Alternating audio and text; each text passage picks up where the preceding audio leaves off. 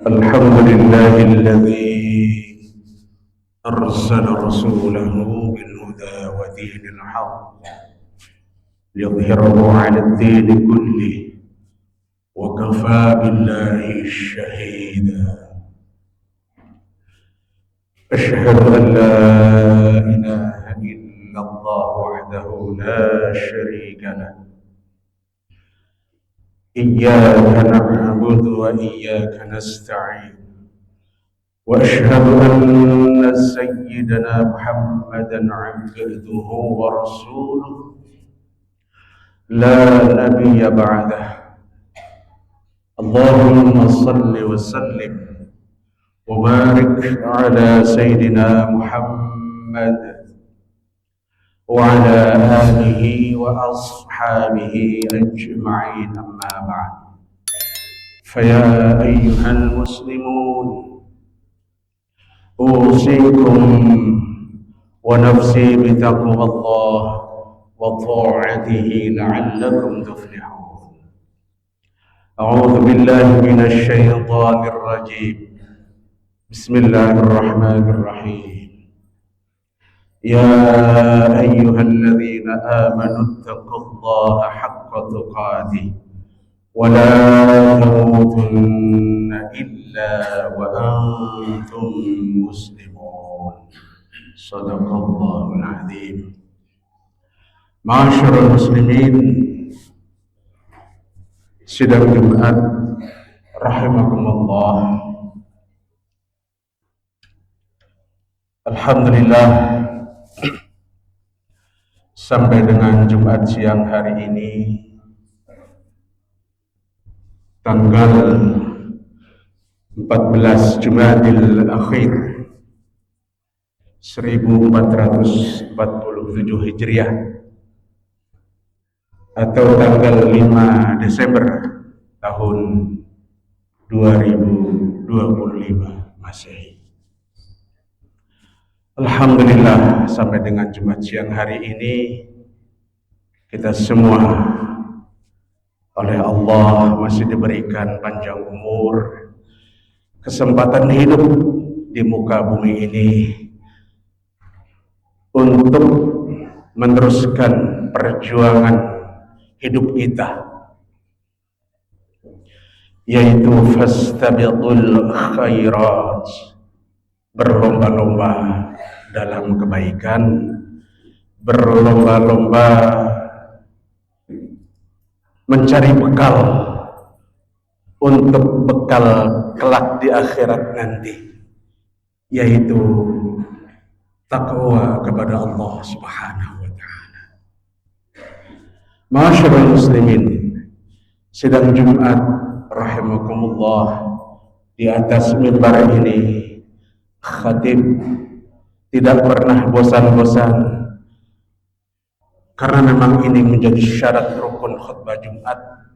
Marilah kita terus meningkatkan prestasi kualitas keimanan dan ketakwaan kita kepada Allah Subhanahu wa ta'ala.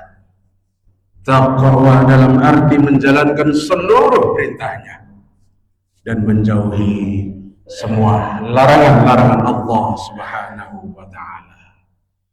Itulah pengertian takwa yang secara singkat dan mudah dimengerti dan difahami. Kebahagiaan yang hakiki hanya bisa diraih dengan jalan takwa kepada Allah Subhanahu wa ta'ala. Karena ketakwaan itu adalah inna akramakum 'indallahi atqakum. Manusia yang paling mulia di hadapan Allah adalah manusia yang paling bertakwa kepada Allah Subhanahu wa ta'ala. Ma'asyiral muslimin, sidang Jumat rahimakumullah, judul khutbah pada kesempatan Jumat siang hari ini, betapa pentingnya waktu. Kita hidup di dunia ini tidak bisa terlepas dari yang namanya waktu. Ada waktu baru lahir namanya bayi, Ada waktu anak-anak ketika kita masih TK, SD, ada waktu di usia remaja, ada waktu di usia dewasa, dan yang terakhir ada waktu di usia tua senja menghadapi kematian sakaratul maut. Ma'asyiral muslimin, sidang Jumat rahimakumullah.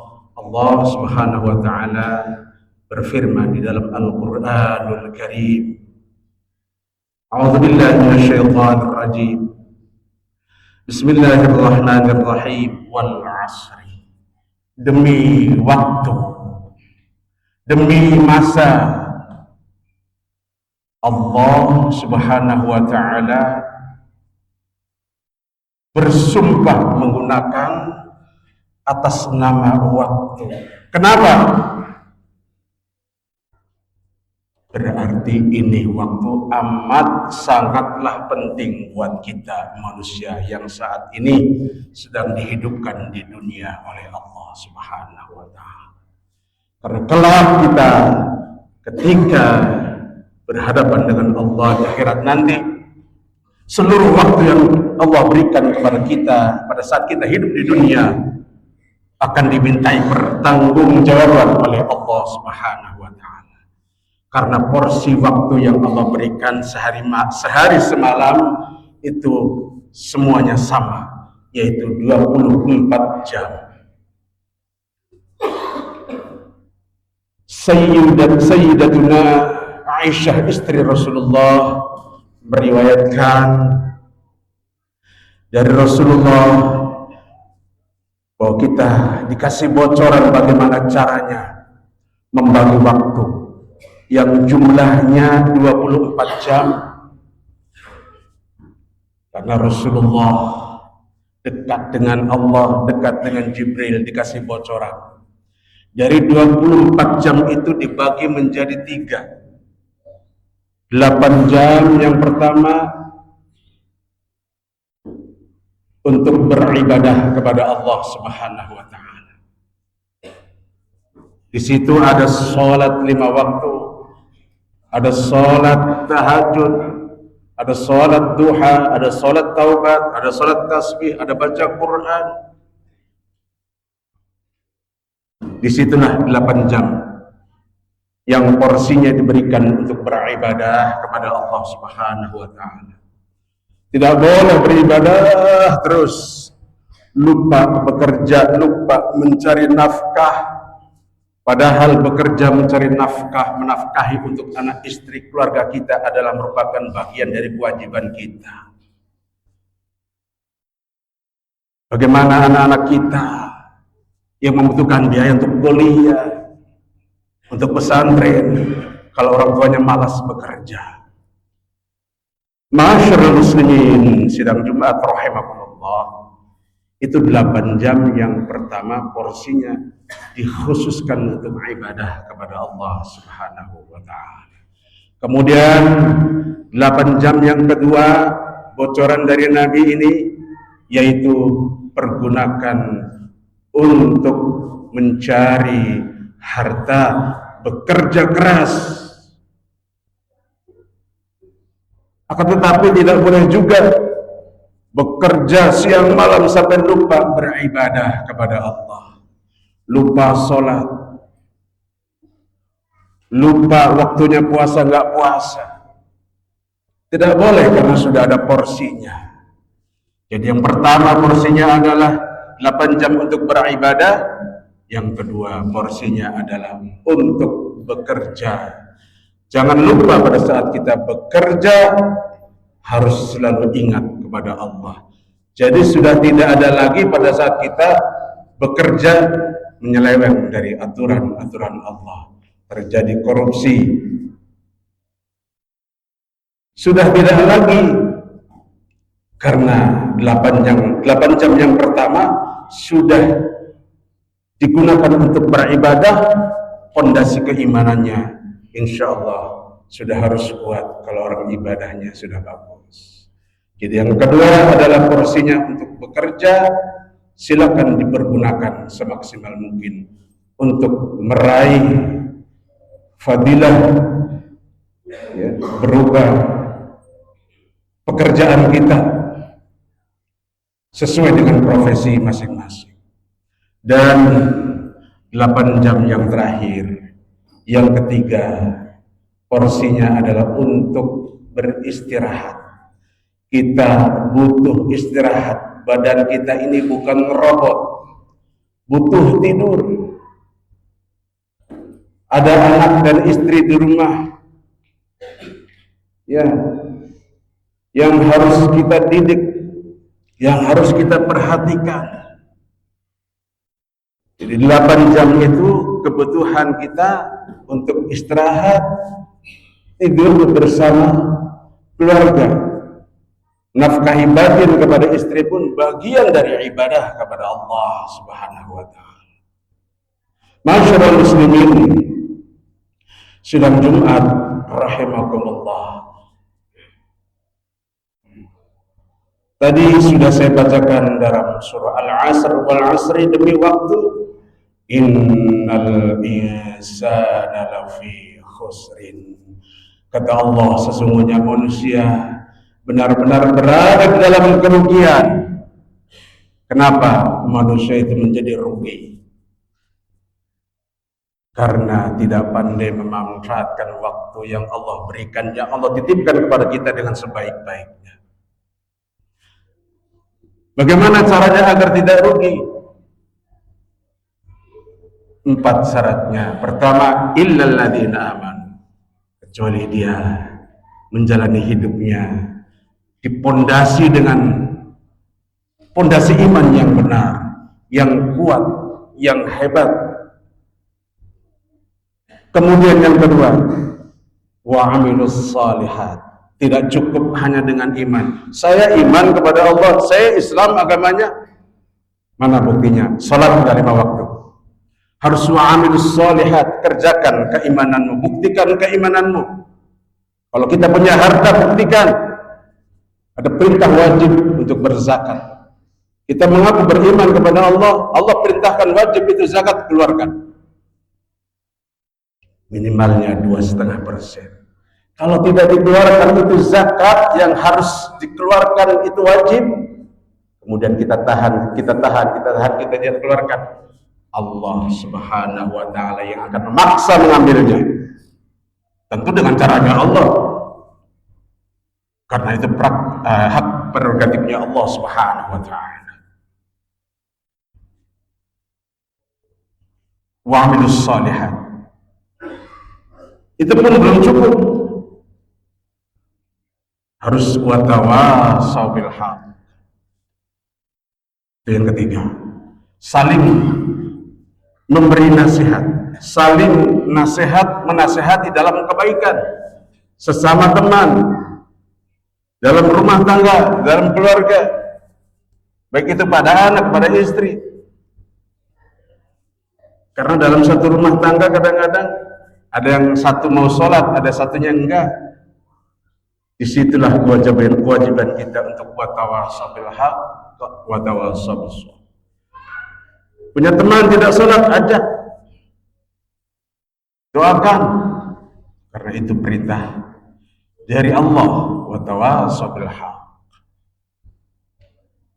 Jangan masa bodoh, karena masa bodoh bukan contoh dari Rasulullah. Harus punya kepedulian nasihat. Jangan sampai kita punya teman menuju ke jurang api neraka, kemudian kita biarkan saja. Al-muslim akhul muslim, sesama muslim adalah saudara kita.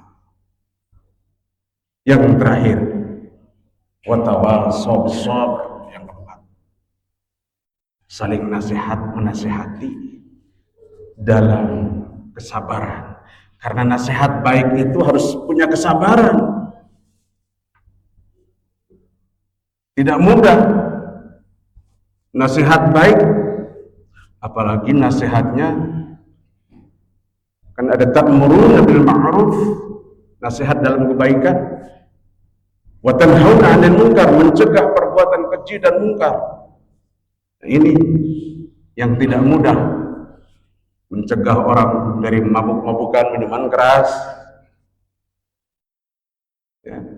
Makanya sholat itu hubungan kita kepada Allah. Di luar sholat itu hubungan baik kita kepada sesama manusia. Jadi gampang kalau mau menilai seseorang itu sholatnya sudah benar belum sih? Lihat saja di luar sholatnya. Makanya ada hakikat sholat, ya, di luar sholat. Ada sholat di luar sholat. Itu yang disebut hakikat sholat. Kalau pada saat kita sholat, paling waktunya cuma 5 menit, 10 menit. Ya. Taruhlah kalau 4 rakaat 10 menit. Cuman sebentar kita berhadapan dengan Allah. Yang paling lama itu di luar sholat. Itu yang disebut hakikat sholat. Kita selalu ingat Allah. Mau belok, mau nggak benar, nggak jadi. Jadi orang yang sholatnya sudah mencapai kepada hakikat sholat menjadi rem. Inna sholata tanha 'anil fahsya'i wal munkar. Jadi orang yang sholatnya sudah mampu mencegah dirinya dari perbuatan keji dan mungkar, itu dia sholatnya sudah mencapai kepada hakikat sholat. Mau korupsi nggak jadi, mau bohong nggak jadi, mau zina nggak jadi, mau minum minuman keras nggak jadi, padahal nggak dilihat orang.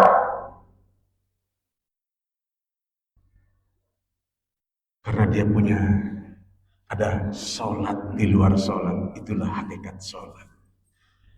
Kita dosakan di situ ada muraqabatullah, pengawasan CCTV dari Allah.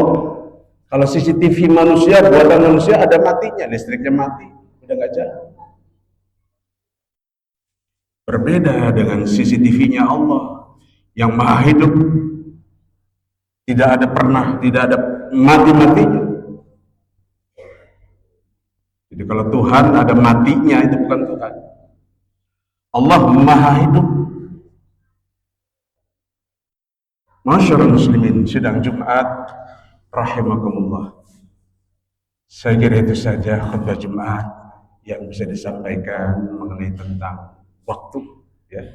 Bahwa kita hidup di dunia ini ada kontraknya, ada limit waktunya, ada batasnya. Punya jabatan setinggi apapun sebentar. Mau jadi presiden sebentar, ya. Pak Jokowi ya 10 tahun sebentar banget sudah diganti oleh Pak Presiden Prabowo. Sebentar menjalani hidup ini. Makanya dikasih bocoran oleh Rasulullah bahwa umat Nabi Muhammad akhir zaman umurnya nggak jauh 60, 70. Belum sampai 60 banyak yang sudah wafat. Jadi nasihat waktu ini sungguh luar biasa, bahwa kita hidup di dunia ini tidak selamanya, pasti akan pulang ke kampung akhirat yang kekal dan abadi. Perbaiki ibadah kita, perbanyak bekal kita. Bekalnya yang paling hebat tidak ada lain kecuali watazawwadu fa inna khairaz zadi taqwa. Carilah bekal yang baik, itu bekal takwa kita kepada Allah Subhanahu wa taala. A'udzubillahi minasyaitonir rajim. Bismillahirrahmanirrahim. Inna lil muttaqina mafaza. Barakallahu li wa lakum fil Qur'anil azim wa nafa'ani wa iyyakum bima fihi minal ayati wadh-dhikril hakim wa taqabbal minni wa minkum tilawatahu innahu wal ghafurur rahim.